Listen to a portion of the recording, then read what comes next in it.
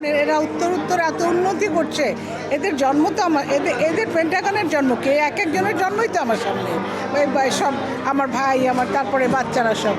তো আমি এদের উত্তর সমৃদ্ধি কামনা করি, অনেক দোয়া। আর পেন্টাগনের শো থাকলে আমি একটাও মিস করি না, মানে এরকম শো থাকলে আমি ভীষণ এনজয় করি। ওদের গানগুলো, বিশেষ করে ওদের নিজস্ব বাংলা গানগুলো আর ল্যাটিন যেগুলো ধরনের গান করে সেগুলো আমার ভীষণ প্রিয়। তো খুব ভালো লাগছে এসে, ভীষণ ওদের জন্য অনেক দোয়া থাকলো। ৩২ বছর একটা ব্যান্ড নতুন নতুন গান করে, কাভার সং করে আমাদের বাংলা ভাষাভাষী পৃথিবীর বিভিন্ন দেশে যারা আছে তাদেরকেও শুধু মনোরঞ্জন করছে না, আমি বলবো অনেকগুলো ক্রিয়েটিভ কাজও কিন্তু এই পেন্টাগন করে। সুমন, তারপরে আমার ছেলে ফারশিদ, তারপরে ইয়ানি, এরা যারা আছে এবং পুরনো মেম্বাররাও আছে, টিপু এর মধ্যে ছিল।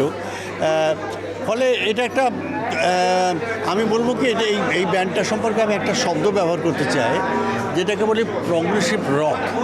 হ্যাঁ, এটা লেগে হিপহপ নয়, হ্যাঁ, অ্যাবসলিউট রক নয়, আবার ব্লুজও নয়।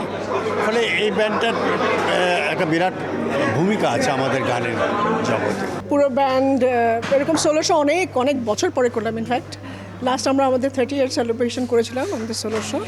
ওটার পরে আই গেস 32 ইয়ার্স, ওটার মেইনলি আমরা একটা সোলো শো করছি, তো 32 ইয়ার্স একসাথে পড়ে গেছে। সো এটা চমৎকার একটা, আমার মনে হয়, সেলিব্রেশন ছিল।